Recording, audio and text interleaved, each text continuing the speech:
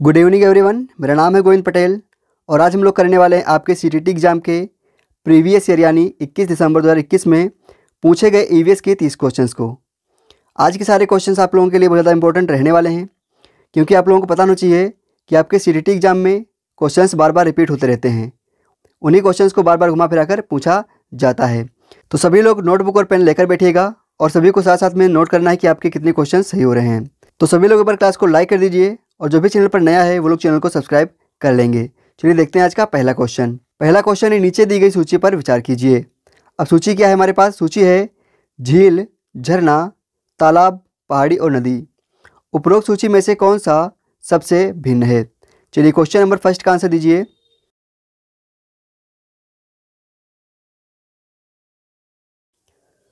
तो I hope आप लोगों ने क्वेश्चन नंबर फर्स्ट का आंसर लगा दिया होगा। क्या हो जाएगा इसका आंसर? इसका आंसर नंबर फोर्थ बिल्कुल सही हो जाएगा, पहाड़ी। देखते हैं अपना नेक्स्ट क्वेश्चन।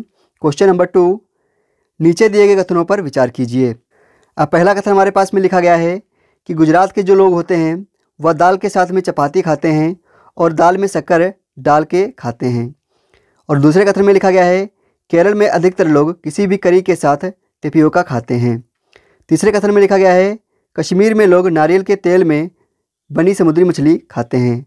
और चौथे कथन में लिखा गया है गोवा के लोग सरसों के तेल में बनी हुई मछली खाते हैं।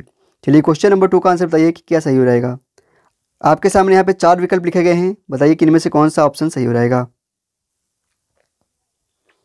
क्वेश्चन नंबर सेकंड का सभी लोग आंसर देंगे। तो हमें पता है कि गुजरात के लोग दाल के साथ चपाती खाते हैं और दाल में शक्कर भी डालते हैं, तो ए वाला इसका सही हो गया। सेकेंड पे हमारे पास है केरल में अधिकतर लोग किसी भी करी के साथ टेपियोका खाते हैं। बिल्कुल सही बात है, ये वाला भी इसका सही हो गया। नेक्स्ट ऑप्शन हमारे पास में है ऑप्शन नंबर सी, कश्मीर में लोग नारियल के तेल में बनी समुद्री मछली खाते हैं। तो ये वाला गलत हो गया। क्यों? क्योंकि कश्मीर के जो लोग होते हैं वह सरसों के तेल में बनी हुई मछली खाते हैं। यहाँ पे क्या लिखा गया? यहाँ पे लिखा गया नारियल के तेल में, तो ये गलत हो गया। नेक्स्ट ऑप्शन हमारे पास में है ऑप्शन नंबर डी, गोवा के लोग सरसों के तेल में बनी मछली खाते हैं। यहाँ पे सरसों के तेल नहीं होगा, यहाँ पे हो जाएगा नारियल के तेल में बनी हुई मछली खाते हैं, तो ये वाला भी इसका गलत हो गया। तो इसको चेंज कर दिया गया है, कश्मीर में लोग सरसों के तेल में खाते हैं और गोवा के लोग नारियल के तेल में खाते हैं मछलियाँ। तो ये वाले इसके दोनों गलत हो गए। तो इसका सही कौन सा हो गया? केवल ए और बी यानी फर्स्ट वाला। तो क्वेश्चन नंबर सेकंड का ऑप्शन नंबर फर्स्ट बिल्कुल सही था। नेक्स्ट क्वेश्चन हमारा क्वेश्चन नंबर 3, नीचे दिए गए पक्षियों की वह कौन सी प्रजाति है जिसकी आंख मानवों की भांति उसके सामने की ओर होती है? क्वेश्चन नंबर 3 का सभी लोग आंसर देंगे। आज की क्लास के जो 30 क्वेश्चन रहने वाले हैं इनके आंसर आपकी सीटीटी की ऑफिशियल वेबसाइट से लिए गए हैं। तो क्वेश्चन नंबर 3 का आंसर नंबर 4 बिल्कुल सही रहेगा। यहाँ पे उल्लू के बारे में बात करी जा रही है, आउल के बारे में। नेक्स्ट क्वेश्चन हमारा क्वेश्चन नंबर 4, स्थानों के साथ उस क्षेत्र के गाँवों के सामान्य घरों के सही विवरण का मिलान कीजिए। चलिए क्वेश्चन नंबर 4 का सभी लोग आंसर देंगे। अब यहाँ पे एक साइड में स्थान लिखा गया है और दूसरी साइड में उस स्थान से रिलेटेड घरों के बारे में बात कही गई है। आपको इनमें से सही कथन छांट के बताना है कि कौन सा ऑप्शन सही हो जाएगा। क्वेश्चन नंबर 4 का सभी लोग आंसर देंगे। क्वेश्चन नंबर 4 को सही से पढ़िए और इसका मिलान करिए कि किसका कौन सा आंसर सही हो रहेगा। सभी लोग मिलान करके बताएंगे कि इसका कौन सा आंसर सही हो रहेगा। क्वेश्चन नंबर 4 को सही से पढ़िए फिर आंसर दीजिए। तो क्वेश्चन नंबर 4 का 1 नंबर यहाँ पे सभी को कॉमन दिया गया था, क्योंकि जो इसके ऑप्शन थे या सही नहीं थे। फिलहाल हम लोग इसके बारे में एक बार बात कर लेते हैं कि कहाँ पे किस राज्य में किस तरीके के घर देखने को हमें मिलते हैं। तो हमें पता है कि जो असम में घर होते हैं वह बाँस के खंभों पर 3 से 4 मीटर ऊंचाई पर बने घर होते हैं। तो इसका आंसर नंबर 3 वाला यहाँ पे बिल्कुल सही हो गया। नेक्स्ट हमारे पास में कौन सा है? लद्दाख। तो लद्दाख में हमें पता है कि लकड़ी के फर्श और लकड़ी की समतल छतें वाले मकान देखने को मिलते हैं। लेकिन यहाँ पे जो ऑप्शन नंबर 4 वाला है इसमें कुछ चीज़ें अलग से ऐड कर दी गई हैं। जैसे आप यहाँ पे देख पा रहे होंगे, मिट्टी और चूने से पुती पत्थर की दीवारें, ये हमें एनसीईआरटी में कहीं पर लिखा हुआ नहीं मिलता है। तो इसकी एक वजह यह भी हो सकती है कि 1 नंबर सभी को कॉमन दिया गया था कि इसमें ये गलत ऐड कर दिया गया था। जबकि हमें लद्दाख में क्या देखने को मिलता है? लद्दाख में जो होता है लकड़ी के फर्श और लकड़ी की समतल छतें देखने को मिलती हैं। तो बी वाले का क्या हो गया? बी वाले का ये 4 वाला हो गया। उसके बाद में मनाली है। मनाली में कैसे घर होते हैं? मनाली में पत्थर अथवा लकड़ी से बने ढालू छतों वाले घर होते हैं। फिर उसके बाद में हमारा 4 वाला राजस्थान। राजस्थान में कैसे होते हैं? मिट्टी की मोटी दीवारें जिनकी छतें कटीली झाड़ियों की होती हैं। पहले का हो गया यहाँ पे दूसरा, और दूसरे का हो गया चौथा, तीसरे का हो गया पांचवा, और चौथे का हो गया पहला। तो आप लोग इसका इस हिसाब से भी मिलान कर सकते हैं। देखते हैं अपना नेक्स्ट क्वेश्चन, क्वेश्चन नंबर 5। हाथियों के विषय में नीचे दिए गए कथनों पर विचार कीजिए। अब पहला कथन लिखा गया है, हाथी एक समूह जिसे झुंड कहते हैं में रहते हैं। दूसरे में लिखा गया है, हाथियों के झुंड में केवल हथनियाँ और बच्चे ही रहते हैं। जबकि तीसरे ऑप्शन में लिखा गया है, हाथियों के झुंड में कितनी भी हथनियाँ अपने बच्चों के साथ में रह सकती हैं। चौथे ऑप्शन में लिखा गया है, हाथी 4 से 5 वर्ष की आयु होने तक ही झुंड में रह सकते हैं। इसके पश्चात वह झुंड छोड़कर हाथियों के झुंड में शामिल हो जाते हैं। इनमें सही कथन का चुनाव आपको करना है। चलिए क्वेश्चन नंबर 5 का सही से आंसर दीजिए सभी लोग। इसका आंसर क्या सही हो रहेगा सभी लोग बताएंगे। क्वेश्चन नंबर 5 को सही से पढ़िए, फिर इसका आंसर दीजिए सही क्या हो रहेगा। हाथियों से रिलेटेड आपका एक क्वेश्चन सीटीटी एग्जाम में हमेशा पूछा जाता है। तो क्वेश्चन नंबर 5 का आंसर नंबर 3 बिल्कुल यहाँ पे सही होता है। जिसने भी इसका आंसर नंबर 3 लगाया है, ए और बी वाला, उसका यहाँ पे बिल्कुल सही है, बाकी सी और डी वाला गलत हो जाता है। देखते हैं अपना नेक्स्ट क्वेश्चन। कोई व्यक्ति 29 सितंबर 2019 को एक एक्सप्रेस ट्रेन में सूरत से नागरकोइल जाने के लिए बैठा। यह ट्रेन सूरत से 20:45 पर चली और 1 अक्टूबर 2019 को 12:45 पर नागरकोइल पहुंची। यदि सूरत से नागरकोइल के बीच ट्रेन मार्ग की दूरी 2200 किलोमीटर है, तो इस यात्रा में ट्रेन की औसत चाल क्या थी। क्वेश्चन नंबर 6 को सभी लोग अपनी नोटबुक में सॉल्व करेंगे, फिर बताएंगे इसका आंसर निकल कर क्या आ जाएगा। तो क्वेश्चन नंबर 6 का, जिसका भी 55 किलोमीटर पर आवर आ रहा है, उसका बिल्कुल यहाँ पे सही है। इसका आंसर नंबर 3 वाला बिल्कुल सही है, 55 kilometre per hour. Next question है हमारा क्वेश्चन नंबर 7। निम्नलिखित राज्यों में से किसके बगीचे में तेज पत्ता, छोटी इलायची, बड़ी इलायची और काली मिर्च उगते हैं। ऑप्शन नंबर 1 में लिखा गया पश्चिम बंगाल, सेकंड में लिखा गया गुजरात, थर्ड में लिखा गया केरल और फोर्थ में लिखा गया है मध्य प्रदेश। क्वेश्चन नंबर 7 का आंसर दीजिए सभी लोग। तो क्वेश्चन नंबर 7 का आंसर नंबर 3 बिल्कुल सही रहेगा, केरल। देखते हैं अपना नेक्स्ट क्वेश्चन, क्वेश्चन नंबर 8। नेपेथिन्स के विषय में नीचे दिए गए कथनों पर विचार कीजिए। अब पहला कथन लिखा गया है, यह पौधा कीड़ों मकोड़ों, मेंढकों और चूहों को फंसाकर उनका शिकार कर सकता है। सेकंड में लिखा गया है, यह पौधा हमारे देश में नहीं पाया जाता है। थर्ड में लिखा गया है, यह पौधा कीड़ों मकोड़ों को खींचने के लिए मोहक आवाज़ें निकालता है। और चौथे में लिखा गया है, इसका आकार घड़े जैसा होता है जिसका मुंह पत्ती से ढका होता है। कोई भी कीड़ा मकोड़ा इसके मुंह के ऊपर पहुंचते ही इसमें फंस जाता है और बाहर नहीं निकल पाता है। इनमें से सही कथन का चुनाव कीजिए। चलिए क्वेश्चन नंबर 8 का सभी लोग आंसर देंगे। क्वेश्चन नंबर 8 का सभी लोग आंसर देंगे।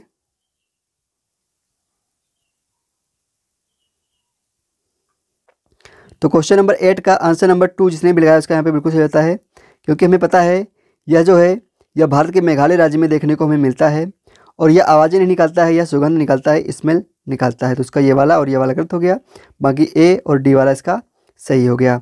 देखते हैं अपना next question, question number 9। Dandi यात्रा भारत की आज़ादी से पहले की महात्मा गांधी के जीवन की एक महत्वपूर्ण घटना है। यह घटना कब घटी थी। चलिए क्वेश्चन नंबर 9 का आंसर दीजिए। बहुत ही सिंपल सा क्वेश्चन था, क्या हो रहेगा इसका आंसर सभी लोग बताएंगे जल्दी से। क्वेश्चन नंबर 9 का आंसर क्या हो रहेगा। हमें पता है दांडी यात्रा कब मनाई गई थी। दांडी यात्रा 1930 में मनाई गई थी, यानी इसका आंसर नंबर 2 वाला बिल्कुल सही होता है। 1930 में दांडी यात्रा हुई थी। नेक्स्ट क्वेश्चन हमारा क्वेश्चन नंबर 10। नीचे दिए गए किस रोग के प्रकरण में डॉक्टर रोगियों को गुड़, आंवला और हरी पत्तियों वाली सब्जियों को खाने की सलाह देते हैं। ऑप्शन नंबर 1 में लिखा गया है मियादी बुखार, सेकंड में लिखा गया एनीमिया, थर्ड में लिखा गया चिकनगुनिया और फोर्थ में लिखा गया है डेंगू। चलिए क्वेश्चन नंबर 10 का आंसर दीजिए। बहुत ही सिंपल सा क्वेश्चन था, क्या रहेगा इसका आंसर। इसका आंसर नंबर 2 बिल्कुल सही रहेगा। एनीमिया में डॉक्टर हमें इन सब चीज़ों की खाने की सलाह देते हैं। नेक्स्ट क्वेश्चन है हमारा क्वेश्चन नंबर 11। माउंट एवरेस्ट के विषय में निम्नलिखित कथनों पर विचार कीजिए। अब पहला कथन यहाँ पे लिखा गया है, यह हमारे देश का भाग है। दूसरे में लिखा गया है, इसकी चोटी की ऊंचाई 8,900 मीटर है। तीसरे में लिखा गया है, बछेंद्री पाल इस पर्वत की चोटी पर कदम रखने वाली भारत की पहली महिला बन गई। चौथे में लिखा गया है इस पर्वत की चोटी पर हमारे देश का राष्ट्रीय ध्वज सर्वप्रथम 23 मई 1994 की दोपहर को गाड़ा गया था। अब आपको बताना है कि इनमें से सही कथन कौन से हैं। क्वेश्चन नंबर 11 का सभी लोग आंसर देंगे।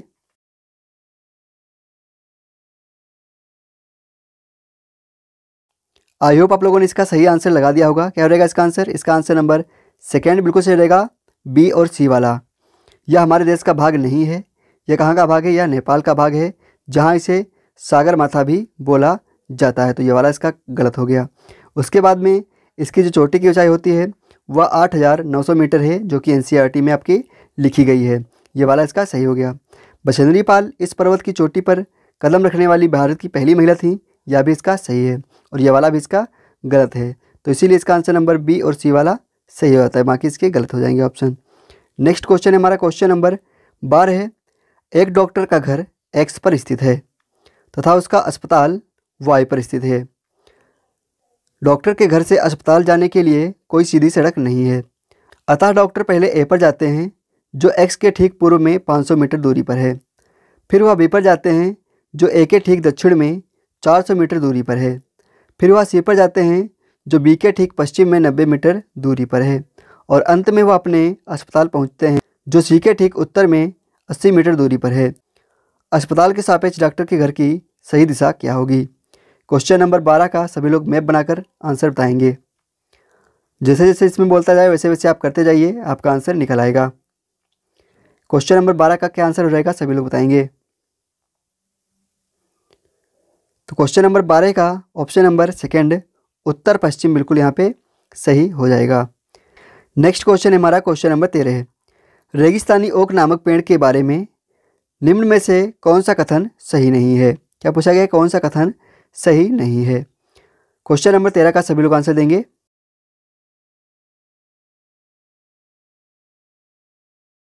तो इस वाले क्वेश्चन के सीटीटी ने 2 आंसर दिए थे। कौन कौन से? 3 वाला और 4th वाला। तो इसका 3 वाला और 4th वाला यहाँ पे हम लोग सही मान के चलते हैं, क्योंकि आपकी सीटीटी ने सीबीएसई बोर्ड ने इसके आंसर नंबर 3 और 4th सही माने थे।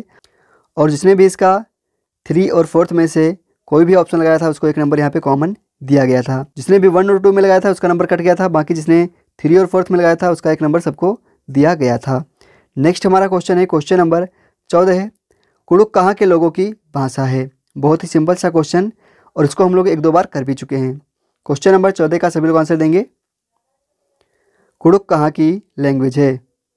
तो हमें पता है जो कुड़ुक है वह झारखंड के लोगों की भाषा है, इसीलिए क्वेश्चन नंबर 14 का ऑप्शन नंबर 4th सही हो जाता है। देखते हैं अपना नेक्स्ट क्वेश्चन। क्वेश्चन नंबर 15 है। गुजरात के निकटवर्ती राज्य कौन कौन से हैं? सभी लोग क्वेश्चन नंबर 15 का आंसर देंगे। गुजरात के निकटवर्ती राज्य कौन कौन से हैं? आपके सामने यहाँ पे 4 विकल्प लिखे गए हैं, आपको छांटना है इनमें से और सही विकल्प का चयन करना है। मैंने कल वाली क्लास में आप लोगों से कहा था कि आप लोगों को एक मैप परचेस कर लेना है बुक शॉप पे जाकर। 15 से 20 रुपये का मैप मिल जाएगा और उस मैप से आपके 2 से 3 नंबर पक्के हो जाएंगे सीटीटी एग्जाम में। तो क्वेश्चन नंबर 15 का आंसर बताएंगे सभी लोग, क्या हो जाएगा? क्वेश्चन नंबर 15 का ऑप्शन नंबर 4th बिल्कुल सही रहेगा, महाराष्ट्र, मध्य प्रदेश और राजस्थान। इसका आंसर नंबर 4th बिल्कुल सही है। नेक्स्ट क्वेश्चन हमारा क्वेश्चन नंबर 16। निम्नलिखित में से क्या प्राथमिक स्तर पर पर्यावरण अध्ययन शिक्षण का उद्देश्य है? चलिए क्वेश्चन नंबर 16 का सभी लोग आंसर देंगे।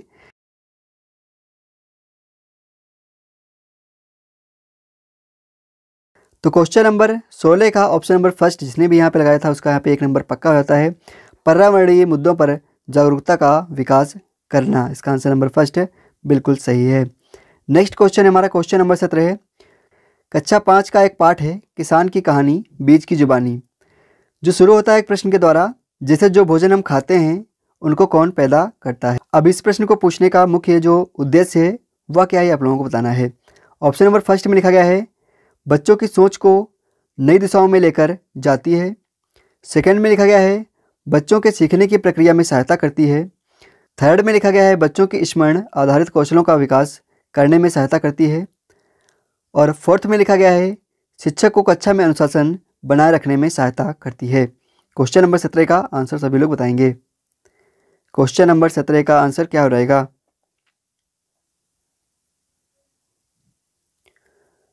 क्वेश्चन नंबर 17 का ऑप्शन नंबर फर्स्ट जिसने भी लिखा है उसका यहाँ पे बिल्कुल सही होता है। केवल ए और बी वाला इसका सही है। कौन सा? केवल ए और बी वाला इसका आंसर यहाँ पे सही हो जाता है। नेक्स्ट क्वेश्चन हमारा क्वेश्चन नंबर 18, निम्नलिखित में से क्या पर्यावरण अध्ययन के पाठ्यचर्या के सुझावे थीम का उपथीम है? क्वेश्चन नंबर 18 का सभी लोग आंसर बताएंगे क्या हो रहेगा। क्वेश्चन नंबर 18 का ऑप्शन नंबर फोर्थ बिल्कुल सही हो रहेगा, क्योंकि हमें पता है परिवार एवं मित्र, हम चीज़ें कैसे बनाते हैं और आवास, ये कौन सी है? ये हमारी मुख्य थीम है। जबकि हमसे पूछा क्या गया था? हमसे पूछा गया था उपथीम कौन सी है। तो हमारी यहाँ पे उपथीम क्या हो रहेगी?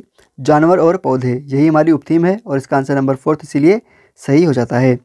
नेक्स्ट क्वेश्चन हमारा क्वेश्चन नंबर 19 है, पर्यावरण अध्ययन में सार्थकपूर्ण सीखना निम्नलिखित में से किसके द्वारा नहीं हो सकता? क्वेश्चन नंबर 19 का सभी लोग आंसर देंगे। पर्यावरण अध्ययन में सार्थकपूर्ण सीखना निम्नलिखित में से किसके द्वारा नहीं हो सकता है? क्वेश्चन नंबर 19 का सभी लोग आंसर बताएंगे।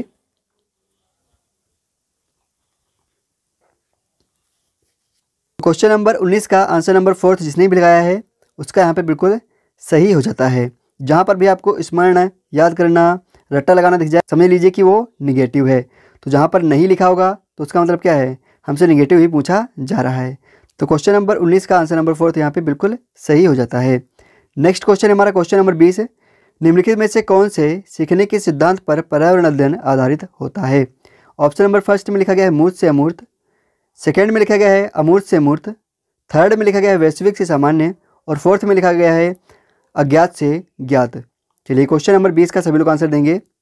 निम्नलिखित में से कौन से सीखने के सिद्धांत पर पर्यावरण आधारित होता है? क्या रहेगा इसका आंसर? इसका आंसर नंबर फर्स्ट है, बिल्कुल सही हो जाएगा, कंक्रीट टू अब्स्ट्रैक्ट, यानी मूर्त से अमूर्त की ओर।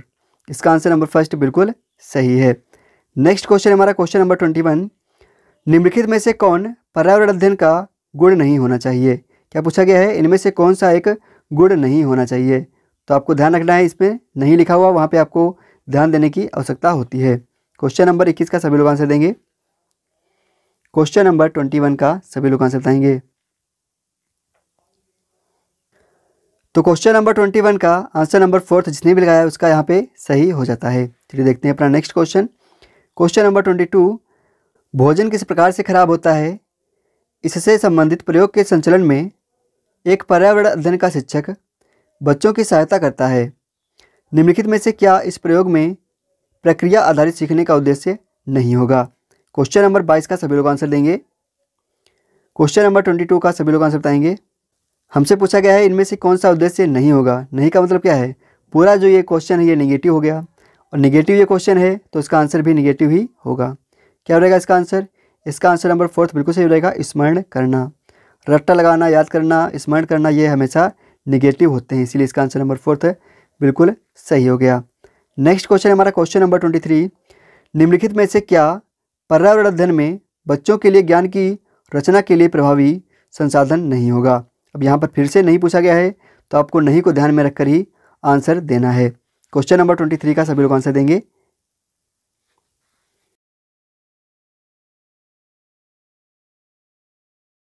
तो क्वेश्चन नंबर 23 का ऑप्शन नंबर सेकेंड जिसने भी लगाया यहाँ पे उसका बिल्कुल सही हो जाता है।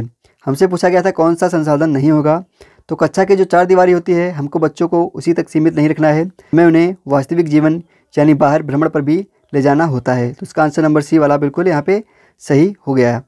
देखते हैं अपना नेक्स्ट क्वेश्चन। क्वेश्चन नंबर 24, निम्नलिखित में से कौन सी युक्तियों के द्वारा कक्षा 5 के उप विषय बोलती इमारतें एक पर्यावरण अध्ययन के शिक्षक के द्वारा अर्थपूर्ण तरीके से संपादित की जा सकती हैं?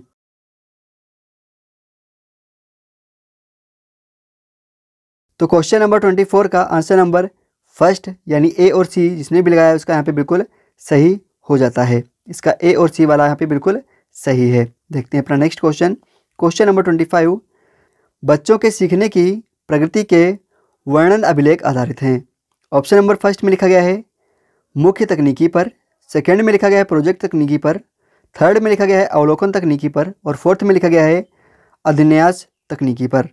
चलिए क्वेश्चन नंबर 25 का आंसर दीजिए।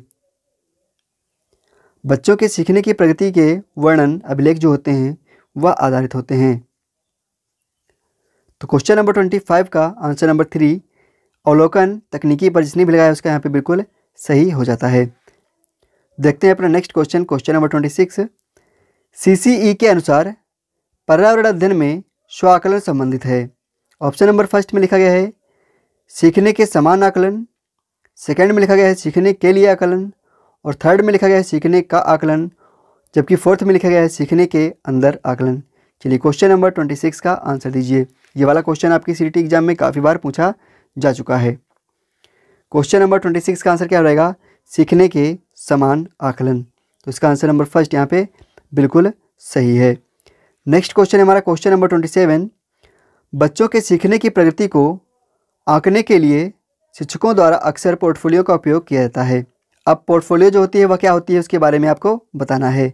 जहाँ पर पहले ऑप्शन में लिखा गया है बच्चों के सीखने की प्रगति का एक संचयी अभिलेख है। दूसरे में लिखा गया है बच्चों द्वारा अपने कार्यों को प्रदर्शित करने में समर्थ बनाता है। तीसरे ऑप्शन में लिखा गया है सिर्फ एक वर्ष में बच्चों के स्कूल में उसकी उपस्थिति से संबंधित एक कथन है। और चौथे में लिखा गया है बच्चों के सीखने और आकलन में सक्रिय भागीदारी बनाने में समर्थ करता है। चलिए क्वेश्चन नंबर 27 का आंसर दीजिए। क्वेश्चन नंबर 27 का सभी लोग आंसर बताएंगे। क्वेश्चन नंबर 27 का आंसर नंबर फोर्थ जिसने भी लगाया है A, B और D वाला इसका सही है। C वाला सही नहीं है क्योंकि सिर्फ एक वर्ष की बात नहीं होती है, इसीलिए इसका A, B और D वाला सही हो जाता है। नेक्स्ट क्वेश्चन है हमारा क्वेश्चन नंबर 28। पर्यावरण अध्ययन में बच्चों के लिए संवेदनशील मुद्दे जैसे लिंग भेद का अर्थपूर्ण संपादन किया जा सकता है। क्वेश्चन नंबर 28 को सभी लोग पढ़ेंगे, फिर इसका आंसर बताएंगे क्या हो रहेगा। क्वेश्चन नंबर 28 का सभी लोग आंसर देंगे।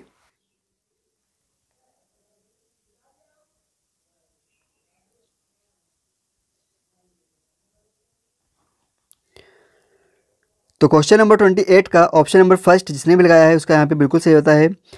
नेक्स्ट क्वेश्चन है हमारा क्वेश्चन नंबर 29। निम्नलिखित में से कौन पर्यावरण अध्ययन में बच्चों के आकलन के लिए सबसे कम उपयुक्त है? ऑप्शन नंबर फर्स्ट में लिखा गया है बंद उत्तर वाले प्रश्न, सेकंड में लिखा गया है मुक्त उत्तर वाले प्रश्न, थर्ड में लिखा गया है विस्तारित प्रश्न, और फोर्थ में लिखा गया है सृजनात्मक प्रश्न।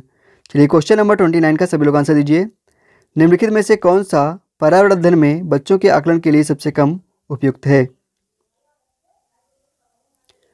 तो क्वेश्चन नंबर 29 का आंसर नंबर फर्स्ट बंद उत्तर वाले प्रश्न जिसने भी लगाया उसका यहाँ पे सही हो जाता है। नेक्स्ट क्वेश्चन है हमारा क्वेश्चन नंबर 30। निम्नलिखित में से कौन सा पर्यावरण अध्ययन में आकलन का संकेतक होना चाहिए? क्वेश्चन नंबर 30 का सभी लोग आंसर देंगे। ऑप्शन नंबर फर्स्ट में लिखा गया है सहयोग, सेकेंड में लिखा गया है स्मरण करना, थर्ड में लिखा गया है पेपर पेंसिल परीक्षण, जबकि फोर्थ में लिखा गया है पाठ्य पुस्तकें। यहाँ पे फोर्थ होगा, यहाँ पे फर्स्ट नहीं, यहाँ पे क्या हो रहेगा? यहाँ पे हो रहेगा फोर्थ। चलिए क्वेश्चन नंबर 30 का सभी लोग आंसर दीजिए। क्वेश्चन नंबर 30 का आंसर नंबर फर्स्ट जिसने भी लगाया है उसका यहाँ पे बिल्कुल सही हो जाता है। अब आपको बताना है कि आपके आउट ऑफ 30 कितने क्वेश्चन सही हुए हैं। सभी लोग लिख के बताएंगे कि आज की जो 30 क्वेश्चन हमने कराए हैं उसमें से आपके कितने क्वेश्चन सही हुए हैं। सभी लोग जल्दी से लिख के बताएंगे कि आउट ऑफ 30 आपके कितने क्वेश्चन सही हो रहे हैं। और जिसने भी अभी तक हमारे वीडियो को लाइक नहीं किया है वो लोग वीडियो को लाइक करने के साथ में वीडियो को अपने उन दोस्तों के पास में शेयर कर दीजिए जो CET एग्जाम की तैयारी कर रहे हों। उम्मीद है आप लोगों को आज का वीडियो अच्छा लगा होगा। अगर आप लोगों को आज का वीडियो अच्छा लगा है तो आप लोग एक बार कमेंट करके जरूर बताएंगे कि आपको आज का वीडियो कैसा लगा। चलिए मिलते हैं आप लोगों को नेक्स्ट वीडियो में, तब तक के लिए जय हिंद, जय भारत।